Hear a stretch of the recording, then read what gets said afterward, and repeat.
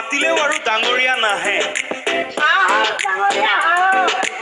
1 তাৰিখে পুৱাই গাঁওখনৰ এঘৰৰ পিছফালে ৰাইজে দেখিলে দুটা বগা ঘোঁৰাই খেৰ খাই আছে। ৰাইজৰ হাহাকাৰ। ভগৱান আহি জালুকবাৰী পালেহি। তাৰ পাছতে ধূপ ধূনা জ্বলাই ঘোঁৰাক গামোচা চেলেং পিন্ধাই পূজা কৰি ৰাইজ ক'ব নোৱাৰা হ'ল। ঘোঁৰাৰ খোৰাত ধৰি কান্দি কান্দি হিয়ালি জিয়ালি এগৰাকী মহিলা। অ প্ৰভু, মই আপোনাক কেতিয়াও বিদায় নিদিওঁ প্ৰভু, মোক ক্ষমা কৰি দিয়ক।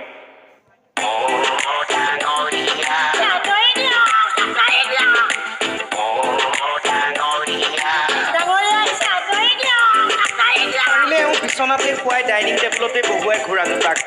চকু পানী নৰয়ে। ডাঙৰীয়া আহিছে, আঁতৰি দিয়ক। এই ঘটনাৰ দৃশ্য বিয়পি পৰিল ছ'চিয়েল মিডিয়াটোত তীব্ৰ আলোড়ন। হাইৰাণ সকলো। এয়া কি? এসপ্তাহৰ পাছত কাহিনীত টুইষ্ট। কেইদিনমান পূৰ্বে মমিনালীৰ দুয়োটা ঘোঁৰা হেৰাইছিল। বিচাৰ খোচাৰ কৰিও পোৱা নাছিল। বাতৰিতহে দেখিছিল এই দৃশ্য। তাৰ পাছত এওঁ হাজিৰ হৈছিলগৈ জালুকবাৰীৰ পূজাস্থলীত। গৰাকীক দেখি দৌৰি গৈছিল ঘোঁৰা দুটা। কান্দোনত ভাগি পৰিছিল মহিলাসকল। ডাঙৰীয়া, এয়া কাৰ পিনে দৌৰ লৈছে আপুনি?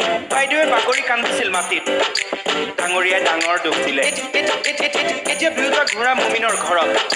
মেৰিগ'ল্ড বিস্কুট খুৱাবলৈ বিচাৰিছিল তাত। এতিয়া মুক্ত মনে বিচৰণ কৰি ঘাঁহ খাইছে ঘোঁৰা দুটাই।